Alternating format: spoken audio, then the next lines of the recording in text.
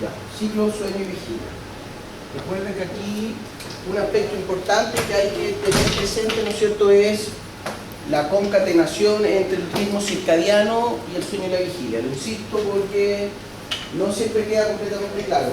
Una cosa es nuestros circuitos neurobiológicos que nos permiten entender cómo es que nos quedamos dormidos y nos despertamos, y lo otro es cómo eso ocurre cuando es de día y cuando es de noche.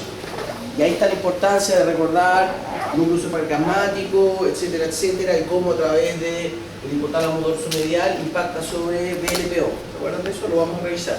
¿Ok? Y respecto al sueño, que es el dormir, no a la insomniación, recuerden que básicamente, ¿no es cierto?, tenemos dos tipos de sueño. El sueño profundo, que lo describimos, que es básicamente 4 etapas, y solo la etapa 3 y 4 se corresponden con lo que le da nombre a a esta conducta, ¿no es cierto?, que es el sueño de onda lenta, en que lo llamativo es precisamente eso, ¿no es cierto?, que lo que observamos, ¿no es cierto?, lo que se conoce como las ondas delta, de muy baja frecuencia, menos de 3 Hz, de gran amplitud, lo que sugiere, recuerden, cuando uno ve el electroencefalograma, es muy parecido a un electrocardiograma. Entonces, cuando vemos señales de mayor amplitud, implica que hay más neuronas descargando al mismo tiempo. La misma lógica del complejo QRS en el ventrículo, ¿ya? Entonces, llamó mucho la atención esta lógica, ¿no es cierto? Se pensaba a priori, en los años 70, que la actividad sincrónica de nuestro cerebro daba cuenta de las funciones, las propiedades emergentes, lo más complejo. Sin embargo, a la luz de los registros electroencefalográficos y lo que se ha corroborado con imágenes funcionales, ¿no es cierto?, el sueño profundo es una etapa en que la circuitería de nuestro cerebro es mucho más compleja, cómo funciona, digamos así, ¿ok? Y en general, recuerden, para hacer, digamos, énfasis en algunos de los aspectos que mencionamos en la clase pasada, en esta etapa del sueño profundo, si dicen sueño no REM también se va a entender que están hablando de esto, ocurre lo que es más típico que pensamos que ocurre en el sueño, que es el descanso metabólico, consolidación de la memoria. ¿Se acuerdan que les mencioné eso? Que si uno con estimulación transcraneal fuerza que uno pase más tiempo en la etapa 3 y 4 del sueño, uno aprende más, ¿okay?, tiene mejor memoria declarativa. Esto también ocurre, recuerden, en las primeras horas del sueño, correlaciona bien también con los aspectos de la sintonía neuroendocrina, y justo en este momento, cuando estamos en el sueño profundo, también estamos con los pics de melatonina, ¿no es cierto?, y todo este receso metabólico. Y en contraposición, el sueño que llamamos paradojal, el sueño REM, su característica es que si le hacemos el electrocardiograma al paciente, al voluntario, vamos a ver, y probablemente siempre ustedes lo han visto, ¿no es cierto?, una persona que está en sueño REM mueve los ojos en la dirección de lo que está soñando, que está viendo, ¿ok? Y una característica del sueño REM, recuerden, es que la corteza prefrontal, que es indistinguible, no voy a pasar a para que lo vayamos recapitulando eso, desde el punto de vista del electroencefalograma, en el sueño REM pareciera que estuviésemos despiertos, ¿ok? Particularmente en la zona frontoparietal, que es donde sabemos está la función ejecutiva y el comando, ¿no es cierto?, voluntario. Y en ese contexto, recuerden entonces que una característica, y por eso le llamamos sueño paradojal, es que la corteza prefrontal actúa como si estuviéramos despiertos y realmente da las órdenes. Entonces, si uno sueña que está peleando boxeo, le va a pegar un puñetazo al novio, a la novia que está al lado, así que una buena excusa. No, es que está en sueño REM, ¿ok? Pero tenemos mecanismos activos que inhiben eso, ¿no es cierto? Entonces es una gran diferencia con lo que ocurre en el sueño no REM. Y como yo les mencionaba, ¿no es cierto?, en general, para tener una idea, y recuerden, de esto no hay consenso total, pero sí sabemos que en el sueño profundo el aspecto anabólico más vegetativo sí está ocurriendo. Todo esto que hemos mencionado de la sincronía a través del supraquiasmático con todo el eje endocrino, con todo lo que es la secreción de hormonas sexuales, de crecimiento, de cortisol incluso, etcétera, etcétera. Durante el sueño profundo se va a definir gran parte del perfil endocrino que vamos a tener durante el día. Que bien, por cierto, ¿no es cierto? Y aquí, bueno, evidentemente me faltó quizás poner el punto del aspecto, ¿no es cierto?, cognitivo, que se cree que es el sueño a través del cual, ¿no es cierto?, consolidamos la memoria. Por lo demás, hay mucho de esta mitología de que si uno, ¿no es cierto?, esta técnica de aprendizaje que uno se acuesta durmiendo, todo indica que no sirve. De hecho, recuerden que una característica del sueño, es la desconexión tálamo-cortical. Y recuerden que la desconexión tálamo-cortical, en el 90% de las cosas, es la desconexión sensorial del mundo. Y por eso el umbral sensorial se va a las nubes, digamos, y uno tiene que hablarle fuerte, uno le puede prender la luz y uno sigue durmiendo. Entonces, eso de quedarse dormido, esas técnicas de escuchar, no, la verdad es que no hay evidencia, ¿no? Eso no quiere decir que no sirva, que a alguien le sirva por efecto placebo o lo que sea, pero no hay evidencia que eso sea así, ¿ok? Y en contraposición, entonces recuerden que una característica de esto de que nuestro sueño lento, este sueño es primero, y es el sueño que determina que uno entre en sueño REM. ¿Ya? De manera normal, fisiológica, en una persona sana, uno nunca va a dormir sin entrar en sueño REM. ¿Okay? Uno tiene que pasar por sueño no REM para entrar en el sueño REM. ¿Ya? Entonces, primero pareciera que ocurre todo este periodo de descanso, de procesamiento de información, de sintonía cerebro-cuerpo, bla, bla, bla, y posteriormente pasamos al sueño REM o paradojal. ¿Y por qué vamos a decir que es paradojal? Porque la actividad parietofrontal es indistinguible de estar despierto, la actividad ocular es indistinguible, pero disminuye mucho el tono muscular, es casi atonía. Sin embargo, el metabolismo está más elevado que cuando estábamos en el sueño profundo, y ocurre todo lo que mencionamos, ¿no es cierto? Se pierde la termorregulación, caen los reflejos, los quimiorreflejos, ocurre todo el chequeo autonómico, las erecciones, bla, bla, bla, todo eso que mencionamos. Aumenta mucho el consumo de oxígeno telencefálico, particularmente en corteza parietofrontal, que va de la mano con el aspecto, ¿no es cierto?, de procesamiento, etc. Y es donde ocurre el grueso de los sueños. ¿Ya? Si a uno lo despierta, cuando uno tiene un voluntario que uno ve que está en sueño de onda lenta y uno lo despierta, muy ocasionalmente recuerdan lo que soñaron. Y cuando lo recuerdan son sueños asociativos, ¿no? muy oníricos. Cuando uno está en el sueño REM y lo despiertan, en el 90% de las veces uno se acuerda exactamente lo que soñó y uno puede acordarse de los diálogos, de las personas, etcétera, etcétera. ¿Okay? Entonces, de nuevo, no hay, por algo le decimos sueño paradojal, pero evidentemente aquí pareciera que hay un chequeo, ¿no es cierto? Una vez que descansamos, que consolidamos memoria, habría un chequeo primero a nivel corporal, autonómico, e incluso los sueños en plasticidad sináptica se cree que una vez que uno consolida memoria, también eso ayuda a que uno haga, ¿no es cierto?, pensamiento lógico, etcétera, etcétera, resuelva situaciones, etcétera. Cuando uno está muy cansado, tendrá que tipo 10 minutos mientras hace la actividad, ¿está el otro tipo de sueño? Si duerme tan poco, lo más probable es que esté, con suerte, alcanza el sueño profundo. ¿Ya? En general, a raíz de lo que preguntó alguien ayer, estuve chequeando, en general cuando uno toma una siesta, uno está en el estado 2, ya que es, no alcanza a ser formalmente sueño profundo, pero ya tiene un aspecto de restauración porque baja el tono muscular, baja la actividad y eso te descansa estáticamente.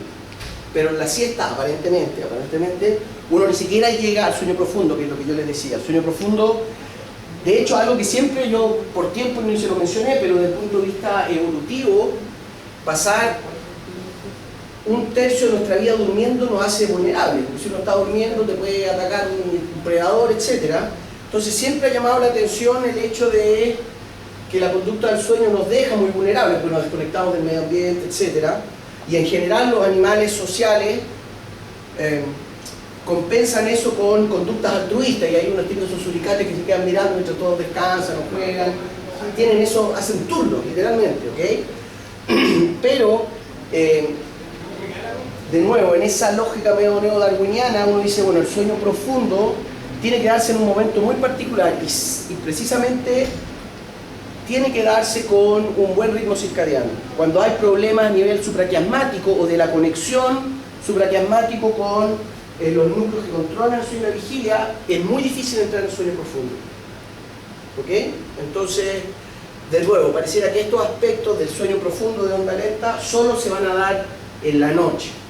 De nuevo, si la gente hace turno, hay cambio, hay jet lag, el reloj biológico se ajusta y vas a tener el sueño cuando sean tus horas de dormir. Pero fisiológicamente, como buenos animales diurnos, nos ocurre en la noche. ¿Ok? Y lo que habíamos mencionado después, ¿no es cierto? Estábamos en esto. Aquí, ¿qué es lo que les quiero recordar? O sea, primero quiero que todos tengamos claro cómo es el mecanismo simplificado, ¿no es cierto?, del sueño. Entonces aquí lo primero que hay que acordar, lo que yo les mencioné hace un rato, hace como 12 horas o más, no sé. Núcleo túbulo mamilar, histamina. Ya, la característica es que,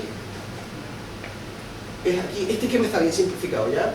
El núcleo túbulo mamilar son muy pocas neuronitas, pero proyectan masivamente a la corteza, de hecho, desde prefrontal hasta motora primaria, a todo el aspecto frontoparietal, ¿ya? Pero vamos a básicamente enfatizar la idea que proyecta a la corteza prefrontal y el estar despiertos cognitivamente, ¿no es cierto?, la vigilia, y proyecta al opus ceruleus, que es el noradrenérgico, a el núcleo del rafio dorsal, que es serotonina, que estos también proyectan a corteza prefrontal, foco atencional, motivación, pero en este contexto son, en general, todos los que son monominérgicos, también VTA, que aquí no está en el esquema, pero controlan el movimiento, ¿no es cierto?, propiamente tal, la conducta, la consolidación de la conducta, ¿ya?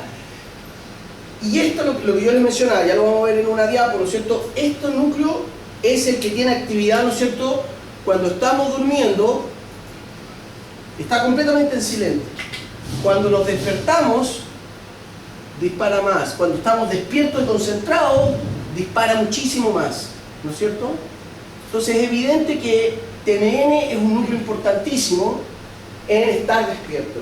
Y una característica que tiene el núcleo túbulo mamilar, estas neuronas histaminérgicas que ocupan la histamina, ¿no es cierto? Ya hay receptores postsinápticos histaminérgicos en la corteza prefrontal, bla, bla, bla. Esas neuronas tienen actividad espontánea. Nuestro cerebro ha evolucionado de manera tal de que su estado natural es estar despierto. ¿Ya? TMN expresa, ¿se acuerdan de los canales HCN? Los canales de marcapaso, exactamente los mismos canales que hay presentes en el corazón, en el nodo celoauricular, y que nos permiten entender que una vez que se expresan van a estar latiendo toda la vida. En el núcleo túbulo mamilar ocurre lo mismo. Y estas neuronas están naturalmente activas. ¿Ok? Y lo que sabemos que en el contexto del ciclo de sueño y la vigilia hay una sinapsis GABAérgica muy importante desde el núcleo preóptico ventrolateral. ¿Ya? El núcleo preóptico ventrolateral es la inhibición de TMN. Entonces, cuando nosotros de manera natural vamos a tender a estar despiertos, y la manera de entrar en sueño es que se active BLPO, que aumente su descarga, y eso a través de una sinapsis GABAérgica inhibe TMN. ¿Ok? ¿Y qué es lo que sabemos que ocurre fisiológicamente? Que a su vez BLPO está siendo inhibido por neuronas del hipotálamo anterior. ¿Ok? Esas son unas neuronas que están descritas hace relativamente poco, ni siquiera tienen un nombre como su núcleo, ¿ya? Pero son neuronas del hipotálamo anterior, GABAérgicas, que a su vez tienen receptores de adenosina. ¿Ok? Entonces, ¿qué es lo que ocurre durante el día? Que es lo que mencionamos ayer. Mientras más dura nuestras horas de estar despierto en vigilia, más se acumula la adenosina en el líquido cefalorraquídeo. Con la misma lógica que ustedes argumentaron de la hiperemia reactiva, ¿no es cierto?, que el corazón tiene menos oxígeno, por lo tanto se consume el ATP disponible, aumenta la adenosina. Aquí es la misma lógica. Nuestro cerebro, que tiene mucha actividad, consume mucho ATP, y por lo tanto durante el día se empieza a acumular la adenosina, se empieza a acumular, y cuando llega por sobre la constante disociación de los receptores A1 que están en el hipotálamo anterior, los activa, y estas inhiben la inhibición, que es como activar, y eso genera el sueño. ¿Sí? Profe, es que en el seminario explicaron que el hipotálamo anterior tenía que ver con el centro regulador de la temperatura. ¿Y ahí tendría algo que ver eso? Sí, aquí lo que hay que acordar siempre, yo no soy anatomista, pero la manera de visualizar el hipotálamo es, al igual que el tálamo, como un racimo de uva. El hipotálamo es realmente muchos núcleos que tienen que ver con distintos aspectos que son control del sistema nervioso autónomo, la hipófisis, núcleos de la saciedad, termorreguladores, que controlan el núcleo supraquiasmático, es un núcleo hipotalámico también, etcétera, etcétera. Efectivamente, en el hipotálamo anterior, de hecho, hay como 3 o 4 núcleos. Uno de esos es termorregulador. ¿Te fijas? Y de hecho también contribuyen en algo a las señales que llegan al supraquiasmático. ¿Se acuerdan que el supraquiasmático, aquí está el... Oh, esto se me lo complica la luz. Eso es la retina, supraquiasmático, hipotálamo dorsomediano, no sé cómo lo puse, debe haber sido así, y de ahí se va a BLPO. ¿Ya? Y supraquiasmático también recibe del hipotálamo anterior, pero el termorregulador. ¿Ya? Entonces yo, de nuevo, por simplificar, pero es bien asertivo, lejos, la principal entrada del reloj biológico es la luz, pero también la temperatura corporal, también la disponibilidad de nutrientes, hay otras señales que llegan a... Esto es tremendamente complejo, ¿ok? No es tan... Si fuese tan unidireccional, probablemente habría mucha más patologías asociadas a cáncer, ¿te fijas? Pero efectivamente sí, hipotálamo, por eso digo, este es un hipotálamo anterior GABAérgico específico, etcétera, etcétera. ¿Ya? Profe, una duda. Como dijo que BLPO iba a inhibir a TMN, ¿cierto? ¿Sí? Para nosotros entrar en sueño. Claro.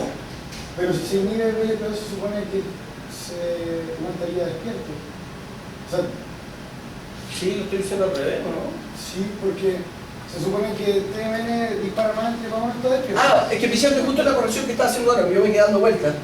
Porque lo que hace la adenosina es inhibir el hipotálamo anterior, y es la inhibición de BLPO. Entonces es como activar BLPO. Lo desinhibe. Sí, por eso me quedo, siempre me confundo. Pero esa es la lógica. Que de nuevo, en lo clásico que uno ve, es mucho más habitual tener el sistema naturalmente prendido y desinhibirlo que estar activando, inhibiendo. Eso es más costoso energéticamente. Entonces, ya, qué buena pregunta. Entonces, la lógica es esta. La adenosina se acumula durante la vigilia. Cuando aumenta la vigilia, cuando aumenta la adenosina, llegamos al nivel en que es suficientemente elevada para, a través de receptores específicos, inhibir el hipotálamo anterior, que estaba inhibiendo BLPO. Como lo estábamos inhibiendo, por eso estábamos en vigilia.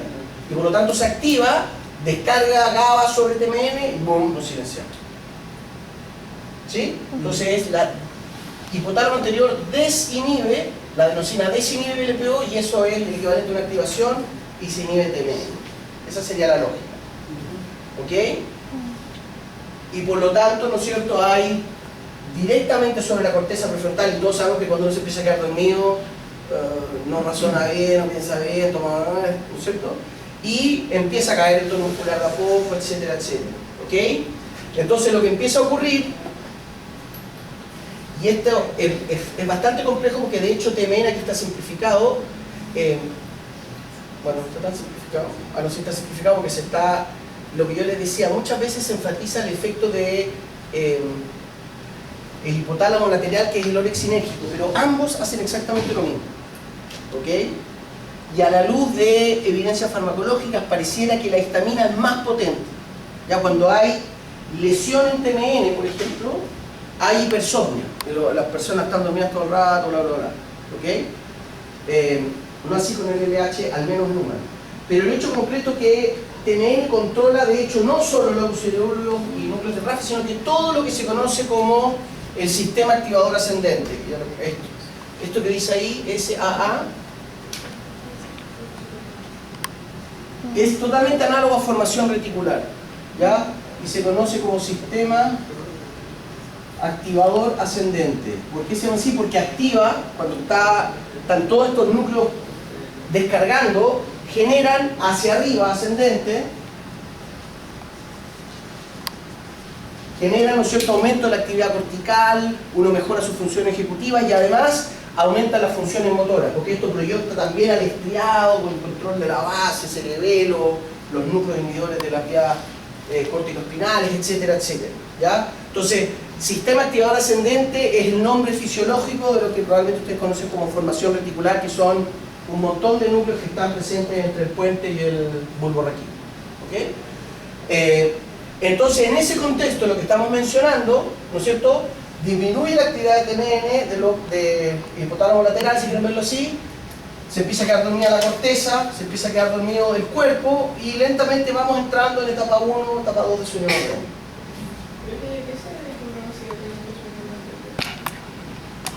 Tiene que ver, generalmente tiene que ver con que uno no logra restablecer algunas de las variables que van a impactar, por ejemplo, los niveles de adenosina. Si uno no duerme lo suficiente, los niveles de adenosina no caen lo suficiente. Entonces, si no caen lo suficiente, pueden haber, porque esto tampoco es tan homogéneo. Les voy a mostrar un esquema en que si uno ve que la adenosina va, pero hay espiga. O sea, si uno hace más ejercicio, que si uno está, que si te hacen una prueba de trigonometría y uno queda con la cabeza así echando humo, literalmente hay un consumo mucho mayor de ATP y aumenta la adenosina. Entonces, si bien, mira, no sé si viene ahora. No, niveles de adenosina aumentan, llegan al punto que está por sobre la activación del hipotálamo anterior, uno se desploma, cae, pero ¿qué es lo que pasa? Que si tú en este momento tienes la prueba de trigonometría, por decir algún ejemplo ridículo, la adenosina se va por las nubes y va. Entonces hay eventos en el día que nos generan esos cambios, ¿ok? Pero lo que quiero que quede claro, de nuevo, esto es una simplificación, ¿eh? Pero esto es lo central de lo que está pasando, ¿ya? Entonces esto nos permitiría explicar el silenciamiento, logramos que TMN descargue poco y uno empieza de a poco a entrar en la etapa 1 y 2 del sueño, ¿ok? Ahí lo que ocurre es que por la circuitería interna, ¿ya? Pero esto va a ser un acto de fe, ¿cierto? Pero por la circuitería interna que ocurre, que TMN activa los núcleos del RAF, que son activa mamá, lo que empieza a ocurrir es que las neuronas pontinas dorsales, los núcleos mesopontinos colinérgicos que tienen la acetilcolina como neurotransmisor, empiezan a activarse de a poco. De hecho, se conocen como núcleos REM-ON, que se empiezan a activar a medida que nos acercamos al sueño REM. Y en rigor es un nombre un poquito de marketing neurobiológico, ¿no es cierto? Pero básicamente las neuronas del RAFE, estas neuronas colinérgicas, son las que nos permiten entender que pasemos de sueño REM a no REM. Ellas permiten ese salto, ¿ya? Entonces, en general, uno puede explicar el sueño no REM básicamente por el decaimiento de la actividad de TMN, cortesía del aumento de la actividad de BLPO. Y a medida que va disminuyendo la descarga de TMN, disminuye la acción del locus cerúleo, del núcleo de RAFE, y de a poco vamos entrando al sueño. Pero pasar de sueño no REM a sueño REM es un cambio tan grande en el cerebro como pasar de vigilia a sueño. Y lo que vemos que ahí el principal cambio que hay, porque todas estas se empiezan a apagar y estas neuronas colinérgicas, pedúnculo pontinas, empiezan a cargar, y esas son las que permiten entender que uno entre en la oscilación sueño REM no REM. ¿Ok? De nuevo, hay evidencias que pacientes atropinizados, ¿no es cierto?, que les damos bloqueadores de receptores muscarínicos, ¿ya?, tienen problemas de entrar en el sueño REM. ¿Se fijan? Y muchas veces pasa que tienen precisamente esto que hemos hablado de parálisis de sueño, por ejemplo. Están en la etapa 4 del sueño, en el sueño profundo, y en vez de pasar a REM, ¡boom!, se despiertan, rebotan. Entonces rebotan, están con un tono muscular muy bajo, pero se despiertan y sienten esa sensación que es muy angustiante de la parálisis de sueño. Y eso se ha visto mucho con, por ejemplo, antagonistas muscarínicos, o cuando hay menciones mesopontinas de estos núcleos, etcétera, etcétera. ¿Ya? Profe, lo que es los niveles de cortisol, durante por ejemplo, una persona que puede alterar entonces el nivel de funcionamiento. Totalmente. En general, el cortisol, elevados niveles de cortisol y de noradrenalina humoral, más clomafin, ¿no es cierto?, retrasan la entrada al sueño. ¿Okay? En general, el cortisol tiene la mala propiedad de que de alguna manera acelera la actividad cortical, uno ve que hay descarga, pero la desconecta funcionalmente de su circuito. Entonces, y es algo que uno de alguna manera lo puede intuir, ¿no es cierto? Que es cuando uno está, no sé, cuando uno está estresado, no está apagado, uno está con vigilia, que está activo, pero es poco eficaz la función ejecutiva, tiene mala flexibilidad mental, poco control de las emociones, bla, bla, bla. Y el cortisol, efectivamente, uno de los puntos que regula más finamente los niveles de cortisol es cuando se secreta melatonina, la vía supraquiasmático pineal. ¿Ok? Que eso, recuerden, eso se define muy temprano cuando entramos en las primeras horas de sueño, pero el pic de melatonina ocurre como a las 2 de la mañana. Entonces, ¿se acuerdan de esa idea, no es cierto? Que hay una descarga noradrenérgica sobre la glándula pineal y se empieza a normalizar la vesícula, ya listo, y se empieza a descargar, y esa melatonina estabiliza mucho la secreción de CRH, etcétera, etcétera. Pero claro, de nuevo, si uno está estresado, los niveles de cortisol hacen que corteza prefrontal no responda bien a las señales histaminérgicas, etcétera, y cuesta más entrar en vigilia, en sueño. ¿Sí? ¿Sí? Entonces, aquí lo importante en general es visualizar LPO, ¿no es cierto?, que nos conecta con TMN, con hipotálamo lateral. Se ponen TMN guiones, como yo lo pongo a veces por ejemplo, TMN y DH filo, los pueden considerar como que tienen una función reverberante.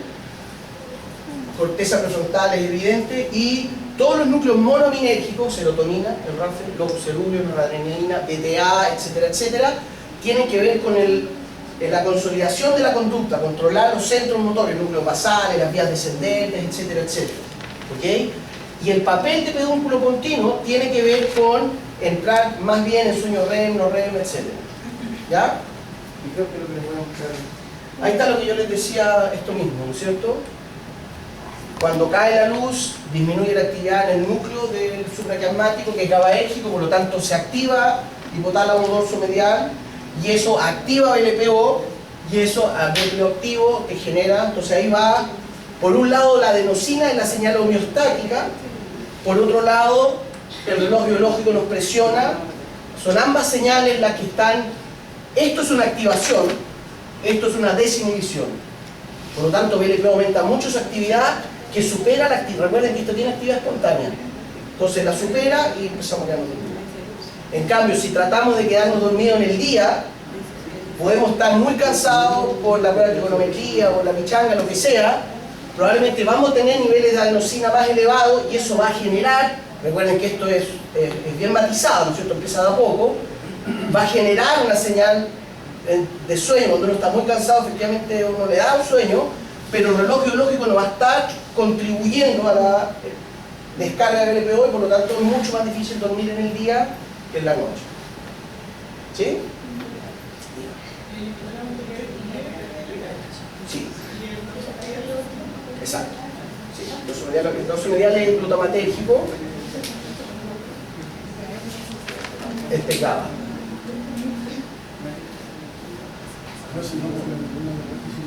Esto es histamina, esto es glutamato, noradrenalina, serotonina. ¿Ya?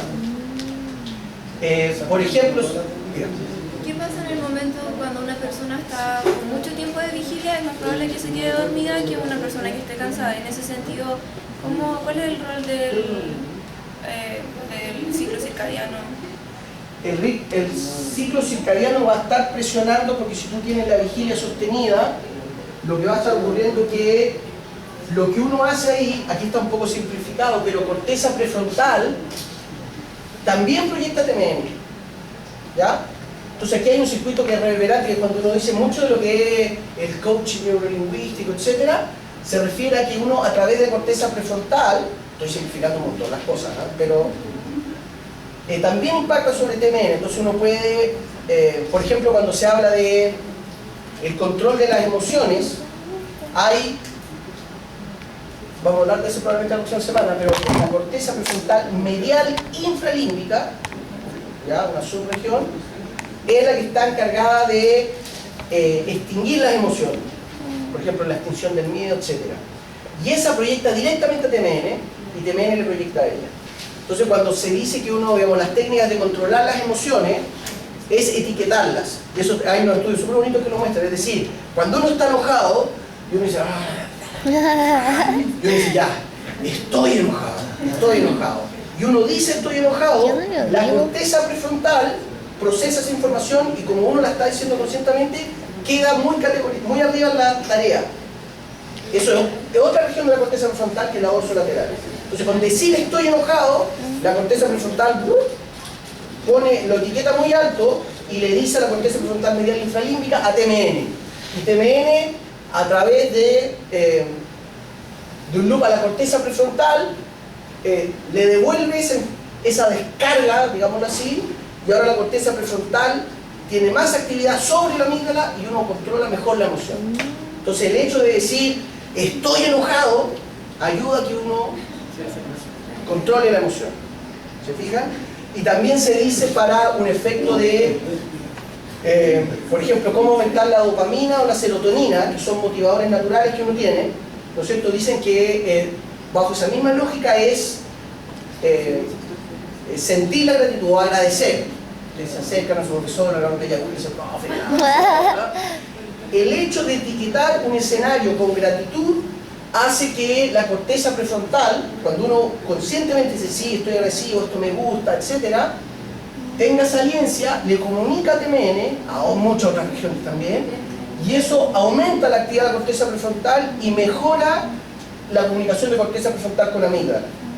Y hace que en ese contexto que uno tiene una mayor ascendencia sobre la emoción, los circuitos que tienen que ver con motivación, que son dopamina y que son serotonina, aumentan su actividad. ¿Eso sería como en relación a cuando uno dice que tiene que decretar las cosas? Claro, exactamente. De nuevo, estoy simplificando, digamos, no sé, la calidad que dices, el mecanismo.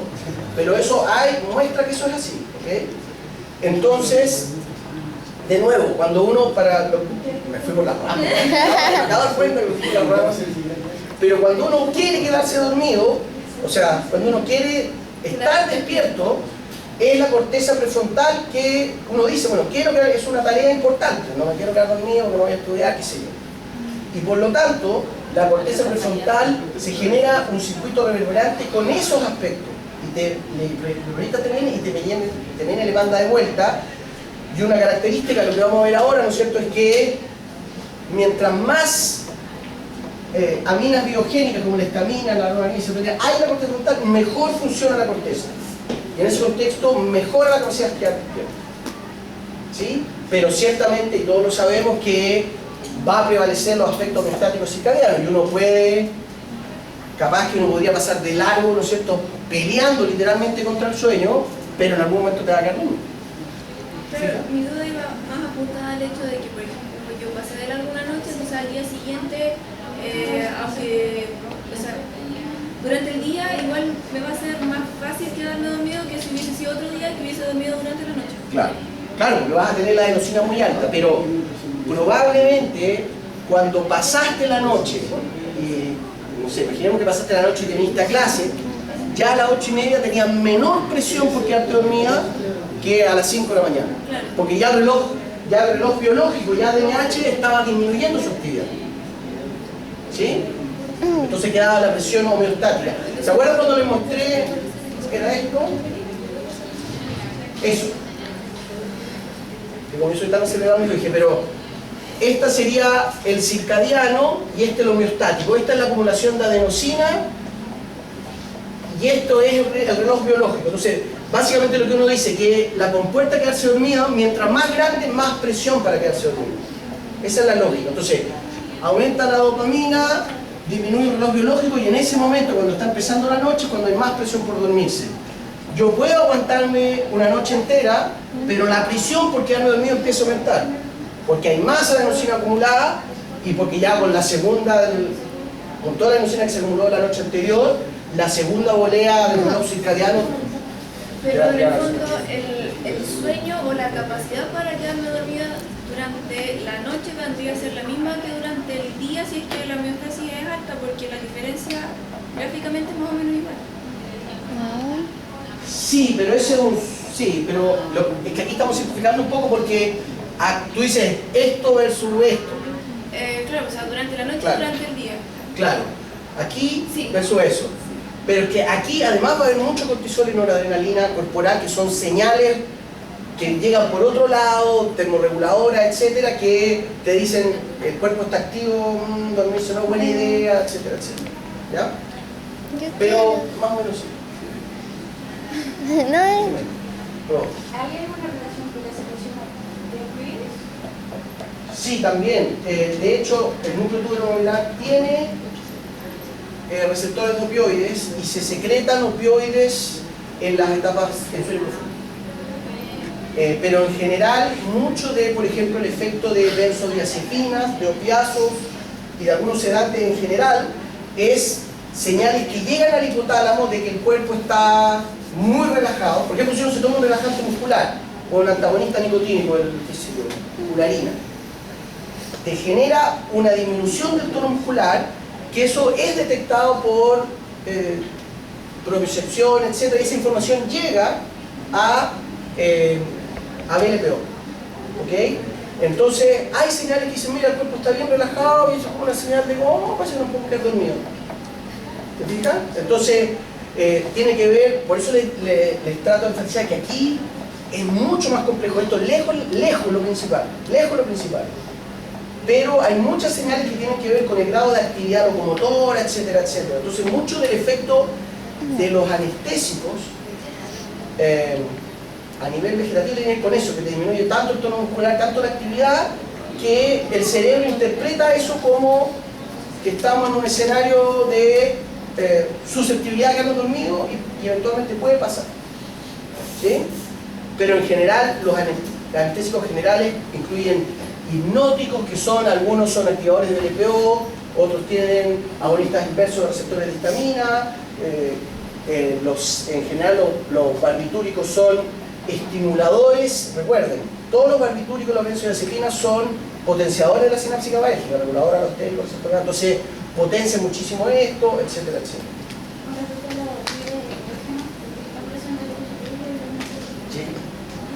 Sí, los opioides endógenos se sabe que se secretan, hay pulsos de opioides endógenos, te lo puedo averiguar bien, porque de hecho lo tengo en una clase de doctorado en algún lado. Y de hecho los opioides endógenos, cuando uno tiene, hay unos estudios bien buenos que muestran que cuando uno tiene sueños reconfortantes, uno secreta más opioides endógenos. Entonces la sensación de haber soñado, no sé, con su novio que venía con un ramo de flores cabalgando en un brilloso corcel, ¡ay! Un campo así, y eso genera una secreción de endorfinas que te genera corporalmente un estado de bienestar. ¿Sí? Y también el patrón respiratorio influye. Hay muchos estudios por ejemplo, se han hecho resonancia magnética de yogis y personas que meditan y que logran unos estados, logran estados delta, es decir, logran dejar el cerebro, ellos están formalmente en vigilia, pero logran dejar el cerebro en un estado casi de sueño profundo. Y uno ve que en esos estados hay secreción de dinorfina y algunas endorfinas. Sí, el profe le iba a preguntar en qué momento, por ejemplo, en qué parte de todo este circuito participaría el Mentix. Ya, lo vamos a mencionar, pero el Mentix, que es el nombre comercial, ustedes deberían decir modafinilo, Eso.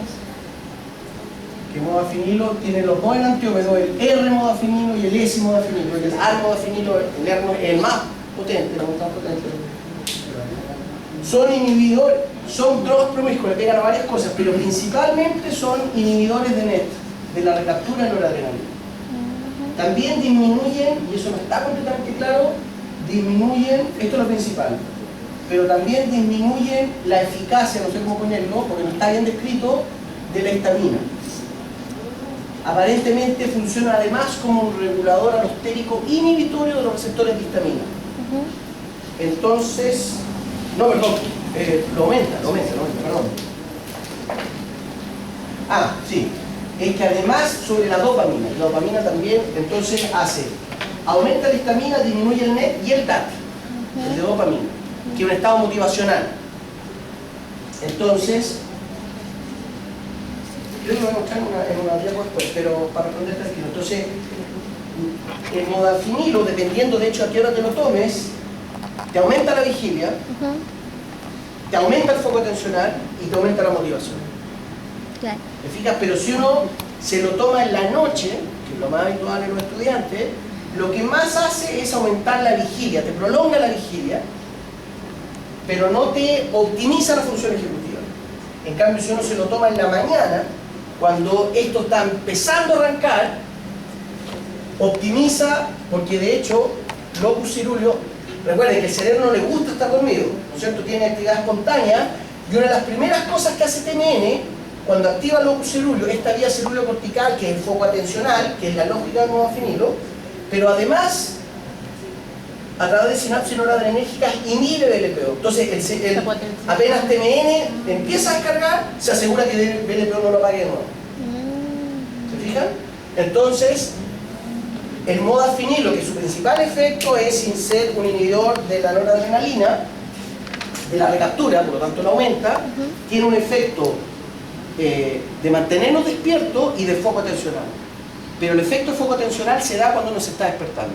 Si uno haga la prueba, si se toman un modafinilo cuando se levantan en la mañana a estudiar, si alguna vez lo han hecho, sábado en la mañana, se hacen un mate, lo que sea, bla, bla, bla, se tiran el modafinilo y a las 2 horas la capacidad de enfocarse, eso está súper bien estudiado, aumenta. Y por eso está escrito como un nootrópico.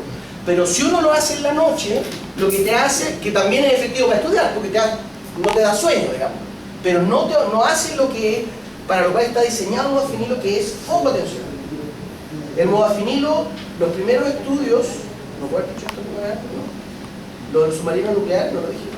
No. El modafinilo lo diseñaron, no lo diseñaron ellos, pero empezaron a probar en humanos en un proyecto de la Royal Army Force de Inglaterra, en los submarinos nucleares, y querían ver cuánto tiempo el operario del submarino nuclear podía estar despierto operando los 25.000 botones que tenía que operar. Y eran, imagínate, agarraron un milico, lo ponían los chapaban los modafinilo. Y los tenían 48 horas despiertos siguiendo rutinas súper aburridas, así, prenda botón 1, 2, así, conectar, ¿ok? Y en eso vieron que dependía mucho de la hora del día en que estaba la dosis terapéutica. ¿Se fijan? Lo mismo el Ritalin, el metilfenilato, que se ocupa para el déficit atencional, ¿sí? Lo típico del déficit atencional con hiperactividad en infantes, que es una cosa que es medio absurda, pero lo que sí existe es el déficit atencional, eso es un hecho.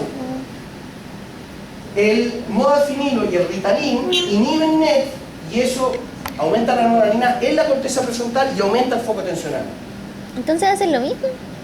Hacen lo mismo, pero el Ritalin es más efectivo y tiene una cinética distinta. Entonces mucho más específico para el foco atencional cuando hay déficit atencional. Es lo que yo le he mencionado a veces que, y pregúntenle el próximo semestre al doctor Rey en farmacología, pero eso no está muy claro. ¿Por qué si yo me tomo, por ejemplo, un levodopa, el precursor de la dopamina, logro elevar los niveles de dopamina de la vía nigroestratal en un parkinsoniano, en un enfermo de Parkinson, y no afecto la dopamina de la vía al lado, que es la mesocorticolímbica? O una persona que tiene esquizofrenia y tiene aumento de la dopamina en la vía mesocorticolímbica, le doy un antipsicótico anti-D2 y disminuyo el efecto de la sobrefuncionalidad de la dopamina en la vía mesocorticolímbica y no le pasa nada, la dopamina en la vía está al lado. Es una cuestión que no está clara cómo el fármaco sabe, por decirlo de manera caricaturesca, dónde tiene que irse. ¿Se fijan? Y lo que creo que yo le mencionaba es la teoría del rebalse. Lo mencioné en algún momento, ¿no? Entonces que si hay una eficacia sináptica que está operando en su rango fisiológico, los fármacos casi que le rebotan. O se rebalsa, porque grafica que podría aumentar la dopamina, pero no va a generar un efecto. O sea que una persona que no tiene, por ejemplo, problemas atencionales no le debería hacer efecto la pastilla. El Ritalin. en una persona que no tiene déficit atencional, el modafinilo es mucho más efectivo que el Ritalin, mucho más. En una persona con déficit atencional es más efectivo el Ritalin que el modafinilo. Pero no le debería hacer efecto porque está homeostático. Sí, pero es que yo siempre caricaturizo un poco Ah, ya. para algo de efecto le hace. Pero uno de los efectos, recuerden lo que yo les estaba mencionando, locus cerúleo, bueno, estamos empezando a ir por las ramas, pero finalmente esto es una fisiología, así que da lo mismo. Acuérdense que esto es ejecución motora, controlar, ¿no es cierto?, controlar los movimientos. Un efecto que tiene el Ritalin y el modafinilo en exceso es hiperlocomoción. Uno queda medio, o la anfetamina son inhibidores del DAT y del NET, la metanfetamina, y la anfetamina es un estimulante y uno queda hiperlocomotor. ¿Te fijas? Entonces eso ocurre. Entonces ahí hay un efecto paradójico porque el Ritalin, cuando está recetado para personas, generalmente para niños con déficit atencional, con hiperactividad, la sobredosis de Ritalin puede generar hiperactividad. ¿Ya? Siempre que ustedes vean un fármaco que aumenta los niveles de dopamina, de monoaminas en general, incluyendo serotonina, que lo inhiba, siempre genera aumento de la actividad cognitiva y aumenta la motivación, cierto, serotonina también, aumenta el foco atencional, pero hacia abajo aumenta como que aumenta la ejecución cognitiva, pero también la motora. Entonces uno queda medio así, medio... ¿Y eso aumenta el gasto respiratorio? También. Y todas estas son vasoconstrictoras. Uno de los temas que siempre se ha estudiado con el modafinilo, por lo que se ocupa en población universitaria, es su potencial adictivo, porque aumenta los niveles de dopamina también en la vía mesolímbica, y el efecto de microinfarto que puede generar, porque toda la serotonina, ¿no es cierto?, son vasoconstrictores y pueden generar cefalea, y la gente vulnerable puede generar incluso algún derrame. Pero eso no sabe ni adicción ni... ¿Ok? Nos dimos un poco de vuelta, pero está más o menos por ahí, ¿no? Respecto a los núcleos pontinos, entonces lo que les estoy mencionando, una vez que ya estamos dormidos, los núcleos principales, los que van a ser más relevantes, son los núcleos pontinos colinérgicos. ¿Ya? Entonces, recuerden, toda la lógica de esto que hablamos, BLPO-TMN nos permite entender que a medida que se va apagando TMN, hasta que se silencia completamente, es etapa 1, etapa 2, etapa 3, 4, ya sueño profundo. ¿Ok? Cuando ya estamos llegando al sueño profundo, lo que vemos es que, porque aquí la circuitería es bien compleja, entonces locus cerúleo también proyecta pedúnculo pontino, etcétera, etcétera, se empiezan a apagar todos y quedan estas neuronas solitas descargando. Y estas son las que empiezan a generar, esto está bien descrito, de nuevo, no, por tiempo no vamos a entrar en detalle, pero estas neuronas son conocidas como REM-ON, ¿no es cierto? Están todo el resto silenciado, todo el sistema anterior ascendente está silenciado, TMN silenciado, y estas son las únicas que tampoco están así, ¿no? Pero son las que están principalmente funcionando, ¿ok? Y ellas generan un cambio en el patrón de descarga tálamo cortical. Entonces, generan, de nuevo, proyectan al núcleo rojo, núcleo talámico, a corteza, y empiezan a generar que corteza y tálamo, en vez de estar descargando de manera tónica, empiezan a descargar en ráfaga. Y esas descargas en ráfaga son las que permiten entender los cambios de los patrones de el electroencefalograma que uno ve desde sueño no REM profundo a sueño REM. ¿Ok? Y un aspecto importante que son estas neuronas las que inhiben la ejecución de los movimientos. ¿Ok? De las dos señales que se conocen, una importante es que estas neuronas mesopontinas proyectan un núcleo glicinérgico. ¿Ya? La glicina es un aminoácido que es un neurotransmisor inhibitorio que es súper poco común. Está en la médula espinal, hay interneuronas glicinérgicas. ¿Ok? Y es virtualmente igual a GABA. De hecho, el receptor de glicina se conoce como el GABA-C originalmente. Es un canal de cloruro, filo. Lo importante es que sepan que estas neuronas, cuando se activan en sueño REM, proyectan hacia el bulbo raquídeo ventrocaudal, bulbo raquídeo, y de ahí surge una proyección que directamente va a secretar glicina a la motoneuronal alfa, y eso inhibe los comandos que vienen llegando desde arriba. y además inhibe, hay unas colaterales que inhiben la vía rubroespinal, córtico-espinal, etcétera, etcétera. Entonces, durante el sueño REM, la corteza motora primaria está dando el comando, vamos caminando en el sueño, y el núcleo pontino va pegándole la patada paraguaya a toda la información que va cayendo hacia abajo.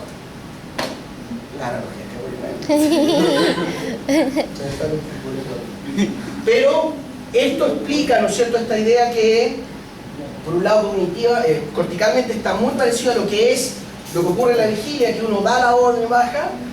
¿Y por qué en el sueño REM uno de repente hace esos saltos? Porque cuando es muy intenso, si uno, es lo típico, si uno sueña que se va a caer, uno hace el zapatazo, porque es algo que tiene mucha saliencia y aún estando dormido, la corteza prefrontal, si reconoce un escenario en que se va a caer, da el comando y dice, esta es la tarea principal, y ¡bum!, una descarga potencial de acción que la inhibición pontina no alcanza a frenar.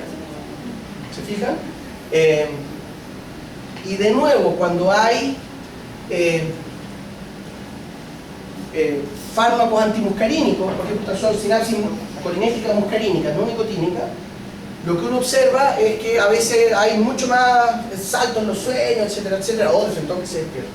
¿Ya? Entonces, por un lado, estas neuronas, ya para que lo recordemos, las pedúnculo-pontinas, que estarían más abajo, que son colinérgicas, tienen que ver con inhibir esto. Ya, pero estos son remotos. De pura conciencia lo hice en la... Ah, no, estamos, ya. Una pues, esto cuando estamos despiertos y favorecen. Cuando estamos dormidos lo inhibimos. ¿Sí? Otro aspecto que es importante de lo que hacen los núcleos pedúnculo-pontinos, que aquí está súper bien descrito, pero no hay claridad respecto a cuál es la implicancia, es que regulan muchísimo la actividad tálamo-cortical. Que alguna vez yo se lo mencioné, cuando estamos durmiendo, particularmente en sueño REM, que cuando estamos soñando, tálamo y corteza están full activados. Y son lo que se conocen como el rigor tálamo, eso, tálamo córtico talámico. Uno ve que, entonces por ejemplo, si uno sueña, nosotros nuestros sueños son con imágenes visuales, etcétera, lo que uno ve es que desde el geniculado lateral, el tálamo visual, se va a la corteza occipital y vuelve a tálamo, ¿se fijan? Porque obviamente la información es, en ese contexto,